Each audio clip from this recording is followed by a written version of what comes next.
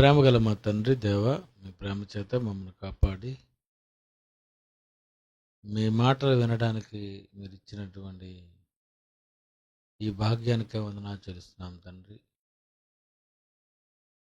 మీ పిల్లలకు మీకోసం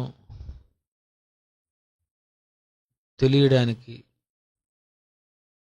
ఎన్నో విషయాలు మీరు మీ పిల్లలకు చెప్పాలి అని మీరు ఈ లోకములో మీకోసం తెలుసుకోవడానికి మీరు రాయించి ఇచ్చిన గ్రంథమును పరిశీలించి గ్రహించుకొని బుద్ధి కలిగి బ్రతకగలిగేటట్టు సహాయం చేయండి. యేసుక్రీస్తు పేరట ఈ ప్రార్థనకు సమర్పిస్తున్నాము తండ్రి, ఆమేన్.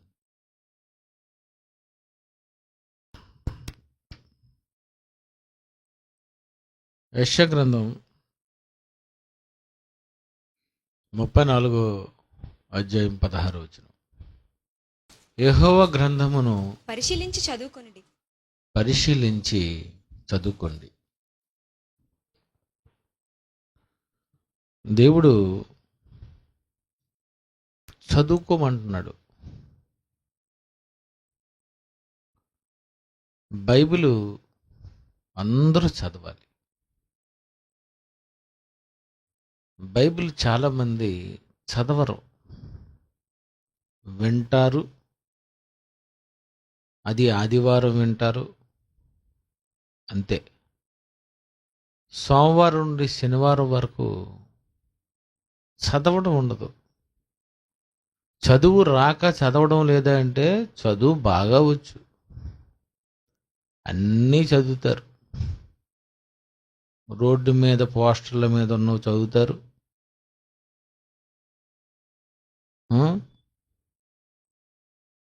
అలాగే పేపర్లో ఉన్న న్యూస్లన్నీ చదువుతారు. ఏ విషయాలైనా మనిషి చదువుతాడు, కానీ యెహోవా గ్రంథము పరిశీలించి చదువుకోండి అంటే బైబిల్ మనిషి తప్పకుండా చదువుకోవాలి. ఆదికాండం నుండి ప్రకటన గ్రంథం వరకు దేవుడు 66 పుస్తకాలు మనకిచ్చాడు. ఇవి చదవాలి, ఇవి చదువుకోండి.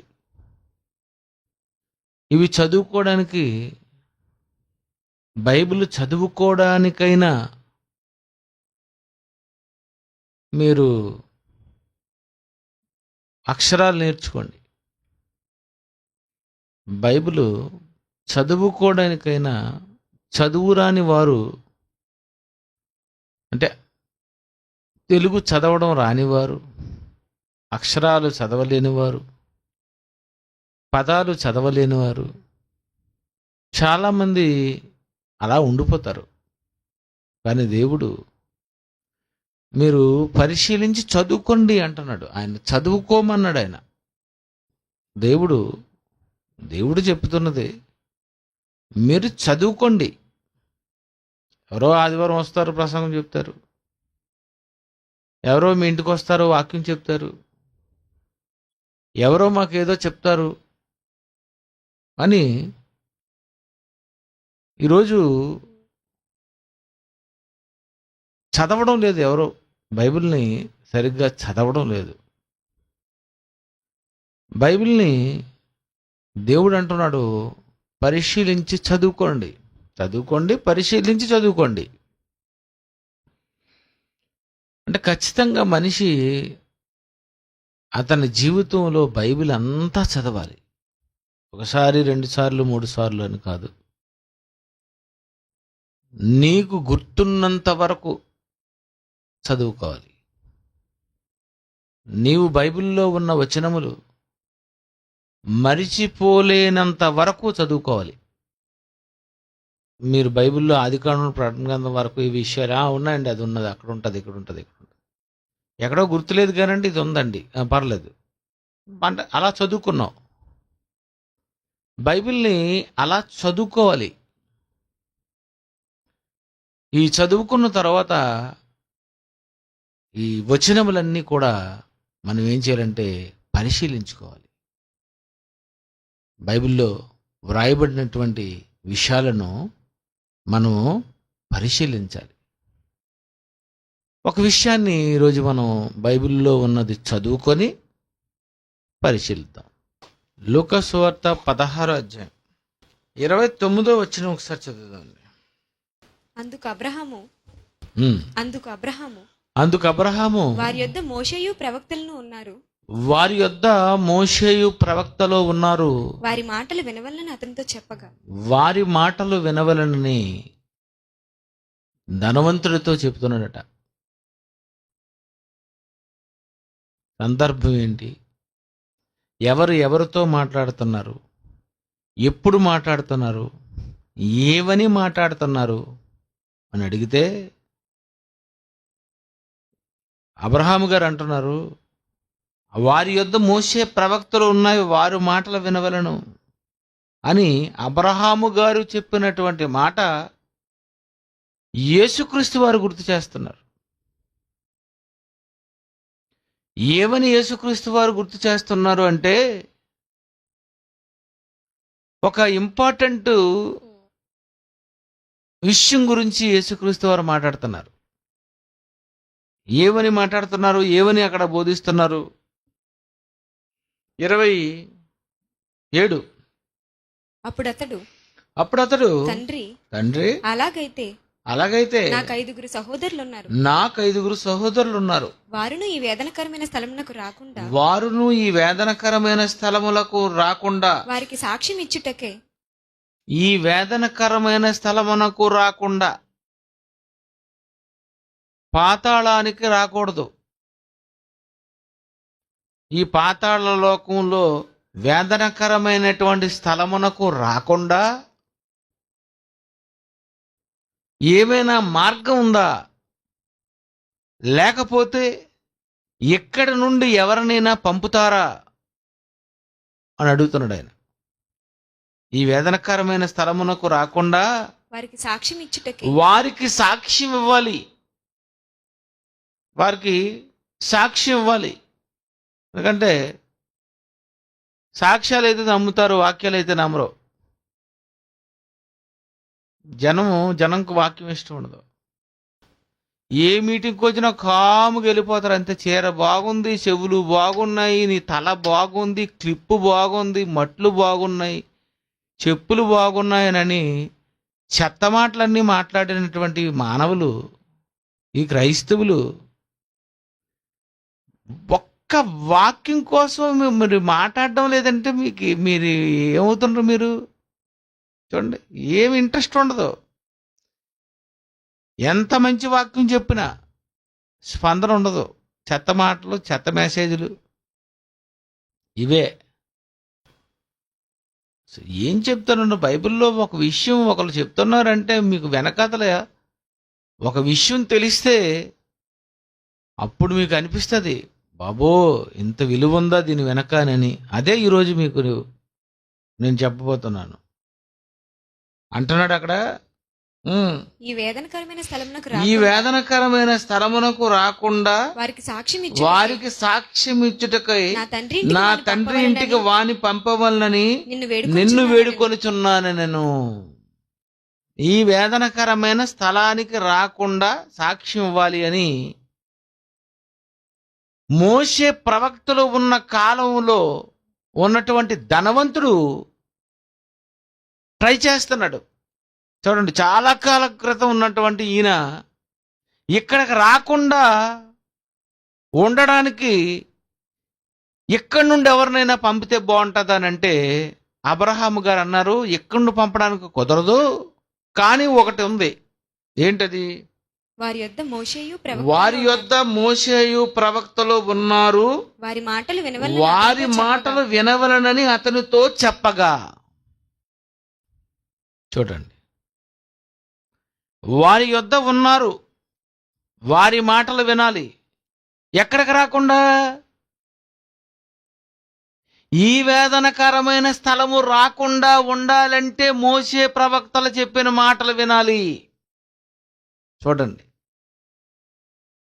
అంటే ఎన్నో సంవత్సరాలుగా దేవుడు పాతాళానికి రాకుండా ఉండడానికి ఎంతో మంది సేవకులను పంపుతున్నాడు. ఎంతో మంది ప్రకటిస్తూ ఉన్నారు, ఎంతో మంది బోధిస్తూ ఉన్నారు, ఎంతో మంది నేర్పిస్తూ ఉన్నారు. ధనవంతుడు అడుగుతున్నాడు, ఈ వేదనకరమైన స్థలమునకు రాకుండా ఉండాలంటే ఏం చేయాలి?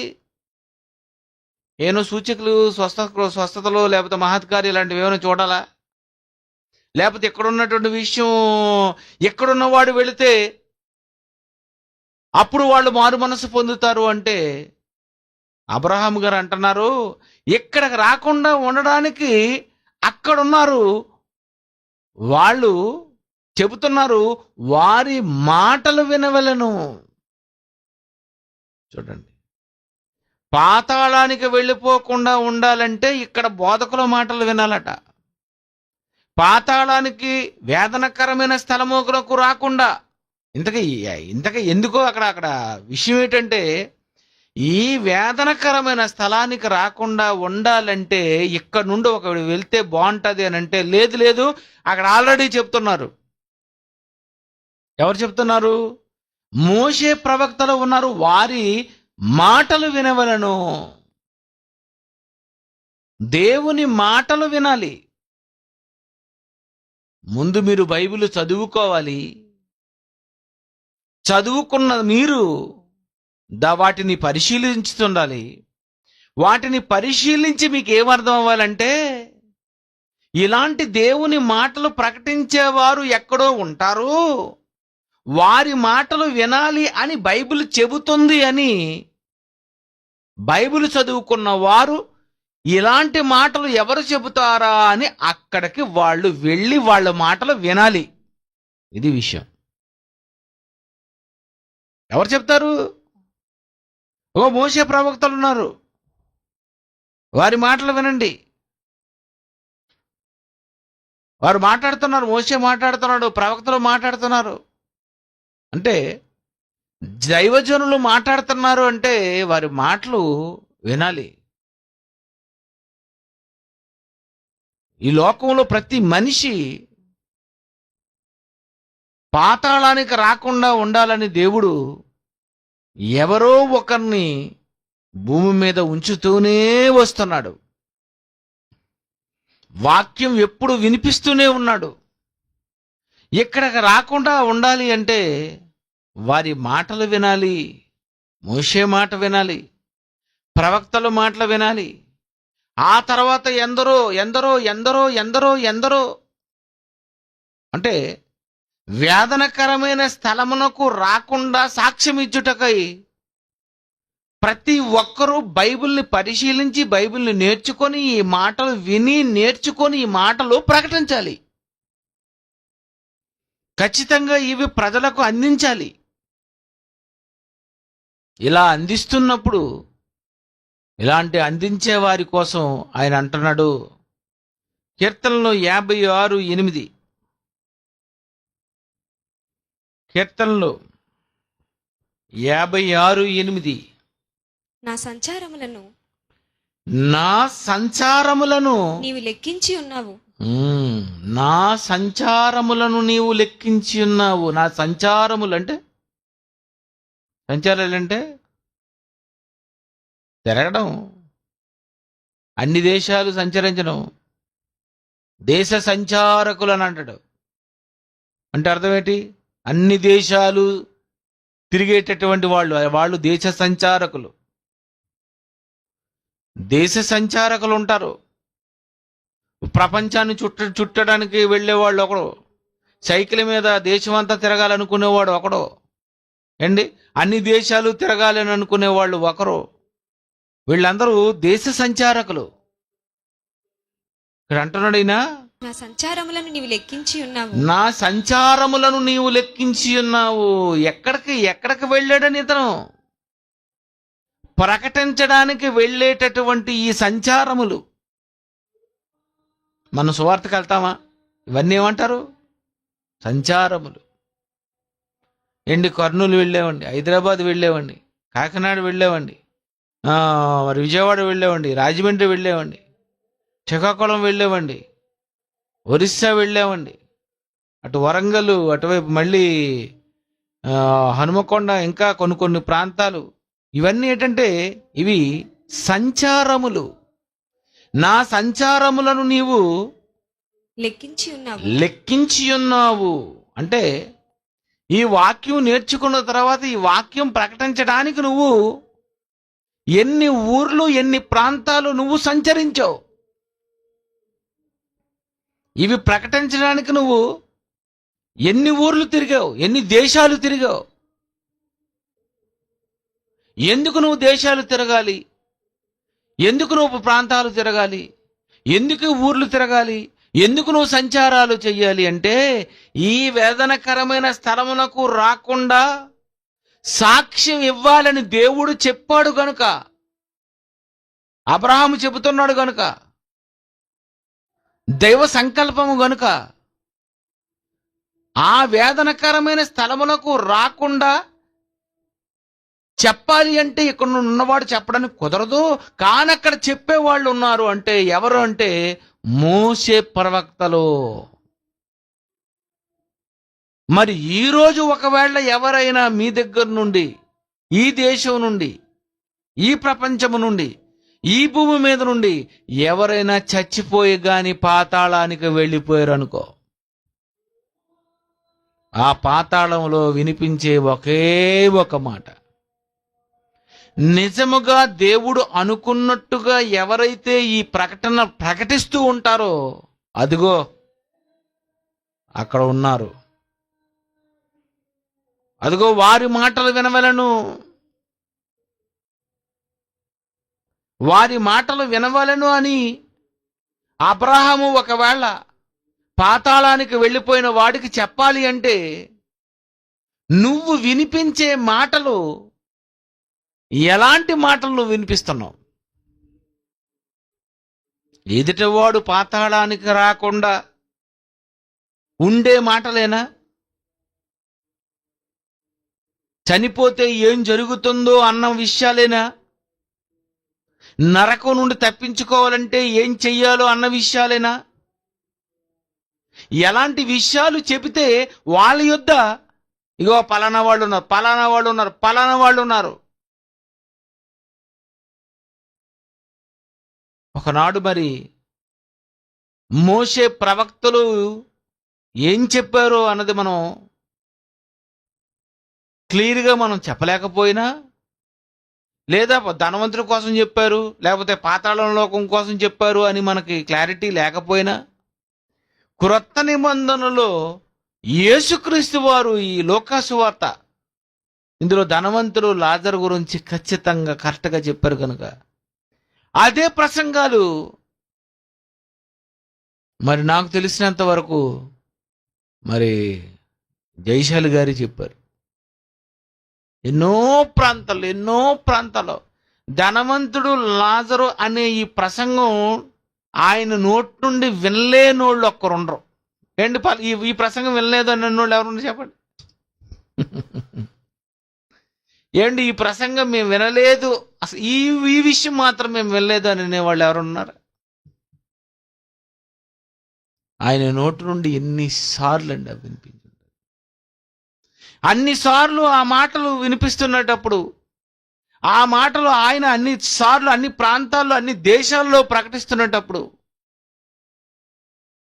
ఈ భూమి మీద ఉన్న వాళ్ళు ఒక్కొక్కరు మరణిస్తూ పాతాళానికి వెళ్ళిపోతుంటే నిజంగా పరదేశంలో ఉన్నటువంటి వాళ్ళు ఏమంటారు? వారి యొద్ద ఉన్నారు, వారి మాటలు వినవలెను. వారు మాట్లాడుతున్నారు. ఎక్కడెక్కడ మాట్లాడుతున్నారు? అనేక సభల్లో మాట్లాడుతున్నారు, అనేక ప్రాంతాల్లో మాట్లాడుతున్నారు. ఇగో వారి మాటలు వినవలెను. పాతాళానికి రాకుండా ఉండాలంటే భూమి మీద బోధకుని మాట వినాలట.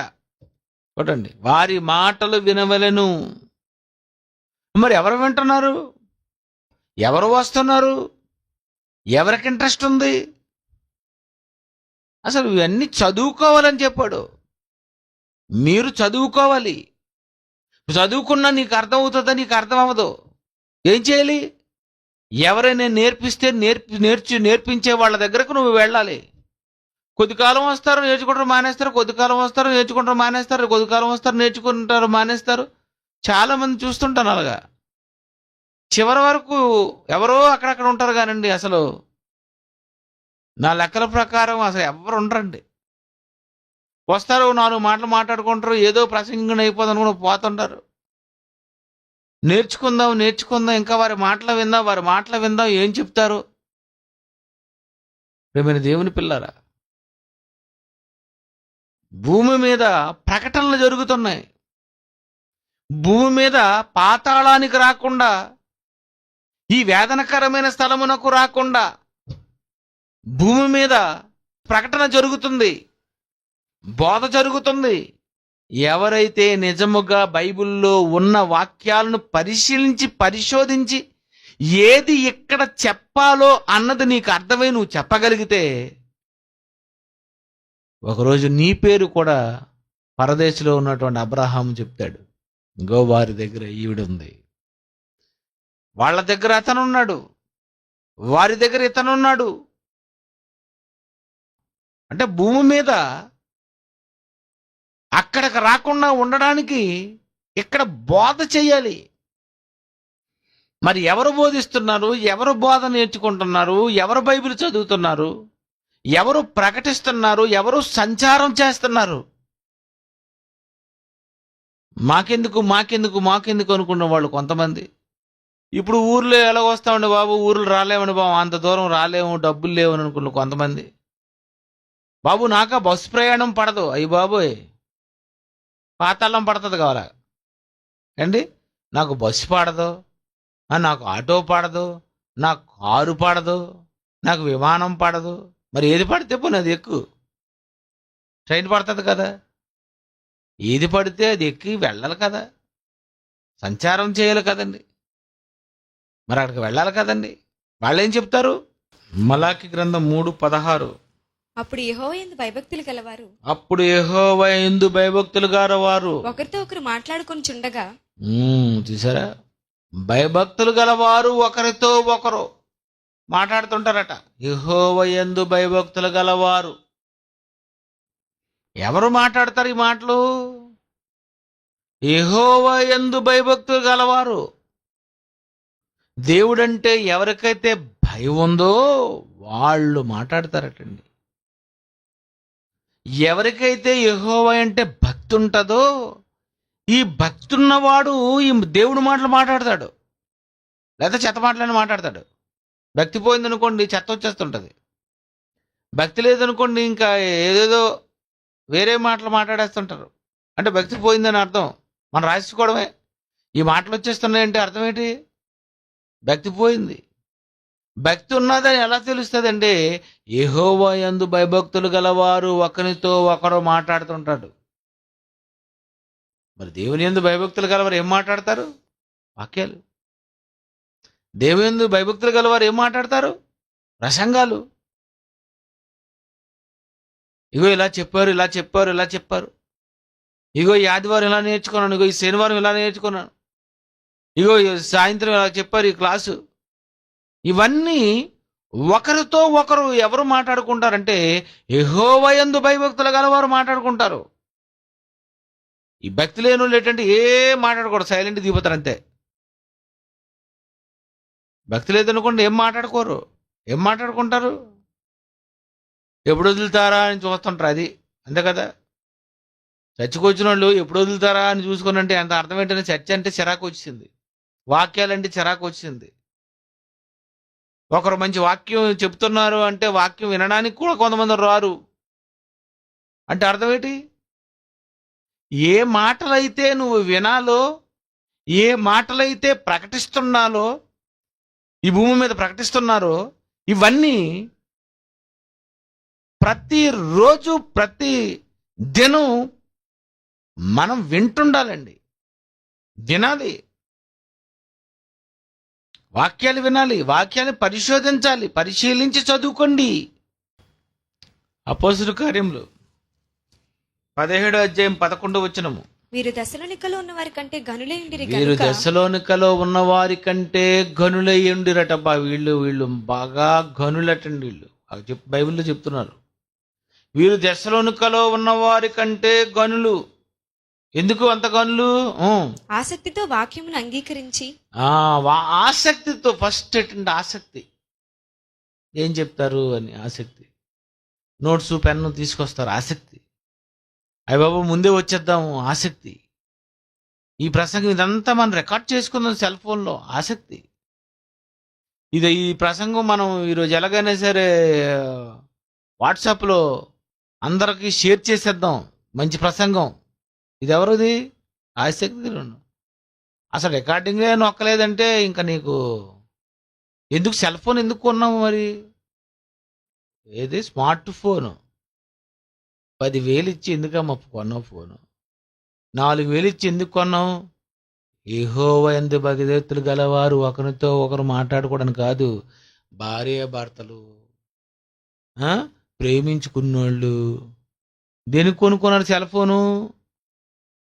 ఏదో నెంబర్ కాల్ చేసి చెత్త మాటలు మాట్లాడుకోవడానికి. అసలు సెల్ ఎందుకు వచ్చింది? అసలు సెల్ ఫోన్ టెక్నాలజీ దేవుడు ఎందుకు భూమిలో పెట్టాడు? ఈ ప్రకృతిని కలిగించినప్పుడు సెల్ని ఎవరు అసలు ఈ భూమిలో పెట్టారు? ఈ టెక్నాలజీ, ఈ సిస్టము, ఈ వేవ్స్, ఇవన్నీ సిగ్నల్స్ ఉన్నాయి, ఇవన్నీ ఎవరు పెట్టినవి? నువ్వా? ఎయిర్టెల్లోడా? టాటా స్కైయోడు, ఎయిర్టెల్లోడు, జియో, బిఎస్ఎన్ఎల్లోడు పెట్టినవి కాదు ఇవి. దేవుడు పెట్టింది. దేవుడు పెట్టినటువంటి ఈ టెక్నాలజీలో ఆయన మాటలు అందించుకోవడానికే ఉన్నది ఈ నెట్వర్క్. నెట్వర్క్ అంతా దేవుడు పెట్టాడు. అది దేవుని కోసం. మనిషి అది పాడు చేశాడు, వదిలేండి. అంతా మంచిదే. ఆయన చేసినది యావత్తు చూసినప్పుడు సెల్ ఫోను మంచిదిగా ఉండెను. అంతేనా? నెట్వర్క్ మంచిదిగా ఉండెను. అంతా మంచిదే. దేవుని మాటలు అందించడానికి నీ సెల్ ఫోన్లో రికార్డింగ్ చేసి నువ్వు దీన్ని వాట్సాప్ మెసేజ్ కింద చేయగలిగావంటే బావాడావు, భలేవాడావు, బ్రహ్మాండం. నీకు ఖచ్చితంగా నీకు సెల్ ఫోను పాడైపోతే ఇంకోటి కొనేసి ఇవ్వాలి మేము, తప్పదు. ఎందుకంటే మంచిది కనుక, దేవుని వాక్యాలు మంచివి మనం అందరికీ ప్రసంగాలు పంపిస్తున్నావు కనుక నీకు ఫోన్ పాడైపోతే అంటే మేము ఫోన్ కొని ఇవ్వాలి. అంతే కదండి. ఎందుకు కొనుక్కున్నాను? ఫోన్ చేసుకొని మాట్లాడుకోవడానికి కాదు, ప్రసంగాలు వినడానికి, లైవ్ చూసుకోవడానికి. ఇంక దీనికి ఏం పని? దేవుని కోసం నువ్వు ఉపయోగించుకున్నా అది ప్రాబ్లం లేదు. టీవీ కొనుక్కుంటారు, అది నువ్వు దేవునికి ఉపయోగించగలవా? అందులో ఉన్న క్లిప్పింగ్లు ఏమైనా దేవునికి ఉపయోగించగలవా? అందులో ఉన్న సమాచారంలో ఉన్నటువంటి సమాచారాలు ఏమైనా దేవునికి నువ్వు ఉపయోగించగలవా? అలాగైతే నువ్వు టీవీ కొనుక్కో. అసలు ఏ సమాచారం లేదు, మరి దేనికి సెల్ ఫోను? చూసారా? ఎందుకు కొనుక్కున్నావు? ఏం చెయ్యాలి? నువ్వు గనుడివి అని చెప్పడానికి నీకున్నటువంటి ఆసక్తి ఏది అంటే అంటున్నాడు, వారు దశలోనికలో ఉన్న వారి కంటే గనులై ఉండిరి. గనులై ఉన్న వాళ్ళు ఏం చేస్తారంటే ఆసక్తితో వాక్యమును అంగీకరించి పౌలు శీలయును చెప్పినటువంటి సంగతులు అలాగున్నవో లేవో అని ప్రతిదినము లేఖనములను పరిశోధించుచు వచ్చిరి. ఈ రోజు ఉన్నటువంటి ప్రపంచంలో ఉన్న సంఘాలన్నీ బోధకులు చెబుతున్న బోధకుల మాటలన్నీ అలాగున్నవో లేవో అని పరిశీలిస్తున్నారంటారా? ఎవ్వరు దొంగ బోధకుడు దొంగ ప్రసంగాలు 100 చేసినా పర్లేదు, కానీ మనం ఒక్క ప్రసంగం చేస్తే చాలు మన కామెంట్. తెలుసా? దొంగ బోధకులు దొంగ ప్రసంగాలు లక్షలు చేస్తున్నారు. వాళ్ళెవ్వరికూ వద్దు. మాది తప్పు అంటే నీకు సంతోషం. అందుకని నేను ఏంటంటే నా నోటితో మంచి మాటలు చెప్పుకుంటే మంచిది, కానీ ఆయన తప్పు ఈయన తప్పు ఎందుకు చెప్పండి? ఓట్ల ఎలక్షన్లో కూడా మనం చూశాను. అతనిది తప్పు, ఇతని తప్పు, ఇతని తప్పు అంటున్నారు, కానీ నిలబడినోడు ఆ తప్పులేవు ఇంటికెళ్ళి చెప్పుకో అతనితోని. పబ్లిక్లో ఏం చెప్పాలి? నేను ఇది చేస్తాను, నేను అది చేస్తాను, మనకు మిగిలిన సంగతి మనకి ఎందుకు, మీ అందరు రెడీగా ఉండండి. ఓట్ల ఎలక్షన్లో ఈ బొమ్మ కరెక్ట్గా మీకు చూపిస్తారు, ఈ బొమ్మకి వేసేయండి, ఇగో తర్వాత అక్కడికి వెళ్తే ఇంకో బొమ్మకి వేసేయండి అంటే అలా చెప్పినోడు ఎవరు ఉన్నాడండి? మీరు ఓట్ల ఎలక్షన్కి వెళ్ళినప్పుడు మీరు ఆ గదిలోకి వెళ్తారు కదా, ఇలా జరుగుతుంది కదా, అలా జరుగుతుంది కదా, ఒకటి నొక్కిపోయి ఒకటి నొక్కగలరు, ఎక్కడికో వెళ్ళిపోతుంది. కొంతమంది ఓట్ల ఎలక్షన్లో యువత సైడ్కి వెళ్ళేసరికి ఇక్కడ వీళ్ళు సింబల్ నొక్కగానే అది వచ్చిందట బొమ్మ, యువతల దగ్గర నొక్కగానే బొమ్మ రావడం లేదట. ఏం బొమ్మ రావడం లేదంటే, లేదండి అది అంతే, అది అలా కనిపించదు, మీకు కనిపించమని పర్లేదు, మీరు నొక్కేశారు కదా వెళ్ళిపోండి అని. అంటే తర్వాత వాళ్ళు నొక్కిడానికి చూస్తారా? ఈరోజు ఏది చెప్పాలో ఏది చెయ్యాలో అది తెలియకుండా చెప్పేస్తున్నారండి. ఎవరెవరినో మనం అనుకోవడం ఎందుకు? వచ్చినటువంటి వ్యక్తి ప్రజలకు ఏం చేస్తారో అది చెప్పుకోవాలి, కానీ ఆయన తప్పు చేశాడు, ఆయన తప్పు చేశాడు, ఈయన మింగిసాడు అంటే ఎలాగుంటుందంటే ప్రసంగం గంటసేపు వినలేము. ఆయన ఏమని ఇస్తాడేమో అని అనేసి ఎప్పుడు లేని వాటర్లో రాత్రి 10 అయినా 8 అయినా 6 అయినా క్యూలో నిలబడిపోయి మరీ వేసారటండి. మీరు దేవుని పిల్లరా, లోకంలో మనుషులు ఏం చెప్పాలో అవి చెప్పకుండా ఏదో చెప్పుకుంటున్నారు. కానీ నిజంగా నీకు ఒకవేళ ఆసక్తి ఉంటే, నువ్వు నిజంగా గనుడు అని అనిపించుకోవాలనుకుంటే, ప్రతి బోధకుడు చెబుతున్నటువంటి బోధనలు విని నువ్వు ఏం చేయాలంటే ప్రతిదినము లేఖనములను పరిశోధించాలి. అన్ని సంఘాలు, ప్రపంచంలో ఉన్న సంఘాలన్నీ పరిశీలించాలి. పరిశీలిస్తే ఇప్పటికే ఒకే ఒక సంఘంగా అన్ని సంఘాలు ఏర్పడిపోను. ఏ సంఘంగా? బైబిల్లో ఉన్నది ఒకే ఒక సంఘము. ఆసియాలో ఉన్న సంఘములన్నీ, ఆనాడు ప్రపంచంలో ఉన్న సంఘములన్నీ వందనాలు చెప్పాయి. ఏ సంఘాలు? క్రీస్తు సంఘములన్నీ. అదే కదా ఉంది రోమ 10:16. క్రీస్తు సంఘములన్నీ వందనములు చెబుతున్నాయని ఈ ఒక్క మొక్క పెంతుకోస్తోలు చదివారంటారా? చదివినా పరిశీలించారంటారా? బాప్టిస్టోలు చదివినా పరిశీలించారంటారా? వీళ్ళు గనులు అంటారా? పెంతుకోస్తోలు గనులు కారు, బాప్టిస్టోలు గనులు కారు. అసలు మీ కొన్ని ఉన్నాయి, ఎవరినో పేర్లు అవి నాకు తెలియదు, కానీ ఎవరు గనులండి? అలాగున్నవో లేవో అని పరిశీలించే వాళ్ళు గనులు. వాళ్ళు వాక్యము ఆసక్తితో వాక్యమును అంగీకరించేటటువంటి వాళ్ళు. వాళ్ళు ఏం చేశారట?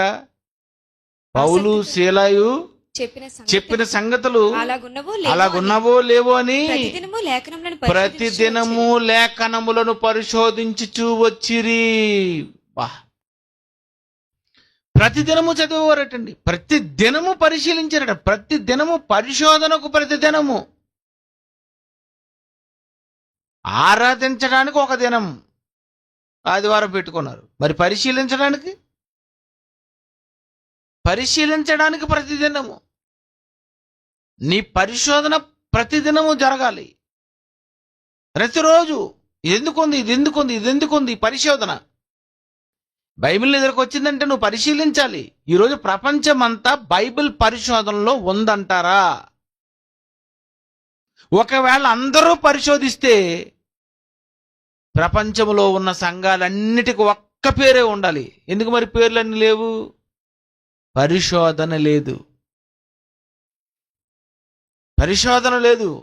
కానీ గనులు వాళ్ళు పౌలు చెప్పిన సంగతులు అలా ఉన్నావో లేవో అని పరిశీలించి 12వ వచనం చదవమ్మా. అందుచేత వారిలో అనేకులు ఘనతగల గ్రీసు దేశస్థులైన స్త్రీలలోను, ఘనతగల గ్రీసు దేశస్థులలోని స్త్రీలలోను, పురుషుల్లోను చాలా మంది విశ్వసించిరి. పరిశీలించి విశ్వసించారట, వాక్యం విని విశ్వసించారట. ఆసక్తి కలిగిన వారు వాక్యం విని విశ్వసిస్తారు. ఆసక్తి కలిగిన వారు పరిశీలించి విశ్వసిస్తారు. రోగం పోయిందని నువ్వు నమ్మేసావంటే ఇంకా నిన్నేం చేయాలి? నువ్వు గనుడువా? నీకు ఆసక్తి చూసారా? రోగాల పోయిందని నమ్మేవాళ్ళు, దేవుడు మేలు చేస్తాడని నమ్మేవాళ్ళు, అవసరాల కోసం దేవుణ్ణి నమ్ముకున్నటువంటి వాళ్ళు, వీళ్ళందరూ ఎవరు? గనులు కాదు. వారు గనులు కాదండి. ఎవరు గనులు అవుతారంటే చెప్పిన మాటలు ఆసక్తితో అంగీకరించేవాళ్ళు, అంగీకరించి పరిశీలించేవారు. అలాగున్నావో లేవో అని ముందు ఆసక్తితో అంగీకరించారట. ప్రసంగం చెప్పేటప్పుడు బాగా వినాలి, వినేసి అంగీకరించు, అప్పుడు పరిశీలించు, అవసరమైతే ప్రతిదినము పరిశీలించు. అలాగున్నావో లేవో అని నువ్వు కన్ఫామ్ చేసుకున్న తర్వాత నువ్వు నమ్మాలి. నిజమే పౌలు గారు నిజమైన బోధకుడు, నిజమే శీల గారు చెప్పిన సంగతులు నిజంగా అలాగే ఉన్నాయి. ఎందుకంటే భూమి మీద పాతాళ లోకంలోకి వెళ్ళిపోకుండా ఉండడానికి, వేదనకరమైన స్థలముకు రాకుండా సాక్ష్యం ఇచ్చుటకు మోషే దగ్గర నుండి, ప్రవక్తల దగ్గర నుండి ఈ మాటలన్నీ కూడా లోకంలో ప్రకటనలు జరుగుతున్నాయి. నోవాహు కూడా ప్రకటించాడు. అంతేనా? నోవా ప్రకటించలేదా? ఎప్పటి నుండి ప్రకటన అండి, ఎప్పటి నుండి ప్రకటనలు ఉన్నాయి. ఇలా ఎవరెవరైతే ప్రకటిస్తారో వాళ్ళ కోసం దానియేలు 7:10 దానియేలు 7:10 అగ్ని వంటి ప్రవాహము, అగ్ని వంటి ప్రవాహము ఆయన యొద్ద నుండి ప్రవహించుచుండెను, ఆయన యొద్ద నుండి ప్రవహించుచుండెను. వేవేల కొలది ఆయనకు పరిచారకులుండిరి, వేవేల కొలది ఆయనకు పరిచారకులుండిరి. కోట్ల కొలది మనుషులు ఆయన ఎదుట నిలిచిరి, కోట్ల కొలది ఆయన యొద్ద మనుషులు నిలిచిరి. తీర్పు తీర్చుటకే గ్రంథములు తెరవబడెను, తీర్పు తీర్చుటకే గ్రంథములు తెరవబడెను. వేలాది కొలది పరిచారకులు, ఎంతో మంది సేవకులు ఉన్నారు ఆయన దగ్గర. దైవ సేవకులు ఉన్నారు భూమి మీద. దేవుని గురించి చెప్పేవాళ్ళు, పాతాళ లోకం గురించి చెప్పేవారు, పరదేశ గురించి చెప్పేవాళ్ళు, చనిపోతే ఏం జరుగుతుందో చెప్పేటటువంటి వాళ్ళు, ఈ చనిపోయిన వారు ఎక్కడికి వెళ్ళిపోతున్నారు అని చెప్పేటటువంటి వాళ్ళు. ఈ వేదనకరమైన స్థలములకు రాకుండా ఉండాలి అంటే ఏం జరగాలి అని అడిగితే, అదిగో వారి యొద్ద మోషే ప్రవక్తలు ఉన్నారు, వారి మాట వినాలి. సరే, బోధకులు చెప్తున్నారంటే వాళ్ళ మాటలు వినాలి. వాళ్ళు చెప్పినటువంటి మాటలు ఆసక్తితో అంగీకరించాలి. వాళ్ళు చెప్పిన మాటలు పరిశీలించాలి. వాళ్ళు చెప్పినటువంటి మాటలను మీరు నేర్చుకొని ఇతరులకు మీరు ప్రకటించాలి. ఇలా నువ్వు వేవేల కొలది సేవకులుగా తయారవ్వాలి. ఈరోజు Bible open university India international ద్వారా నిజమైనటువంటి మంచి వాక్యాలు బోధించేవాళ్ళు ఎంతమంది అండి బాబు ఉన్నారు, ఎంతమంది. మొన్న కర్నూలుకి వచ్చారండి, మొన్న కర్నూలులోకి వచ్చారు. ఎవరాళ్ళు?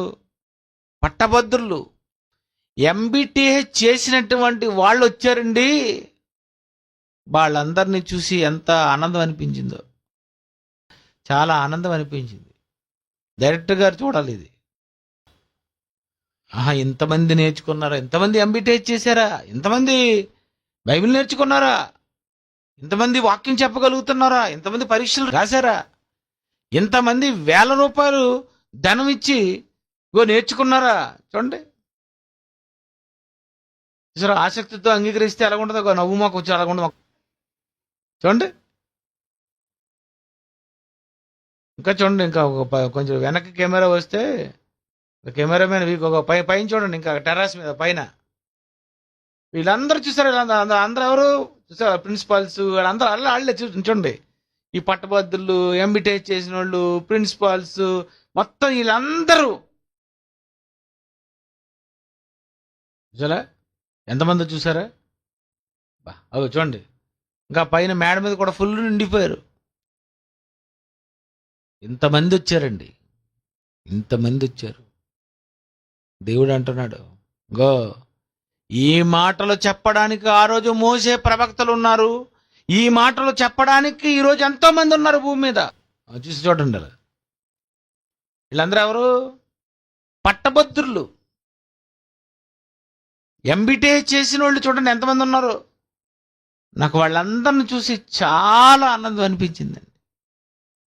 అందరూ సగం మంది ప్రిన్సిపల్స్, సగం మంది మరి ఎంబీటే చేసినటువంటి వ్యక్తులు అందరూ సరే ఎంతమంది ఉన్నారు.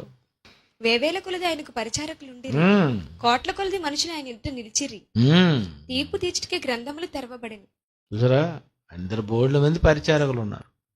మనం ఈరోజు ఎంతో మందిని తయారు చేస్తున్నాం, ఎంతో మందిని పంపిస్తున్నాం. వీళ్ళని పంపించిన తర్వాత వీరి మాటలు వినాలి. వారి మాటలు వినవలనని చెప్పాను. నిజంగా దేవుని కోసం ప్రకటించుచున్నటువంటి వారి మాటలు లోకంలో ఉన్నటువంటి వాళ్ళు వినాలి.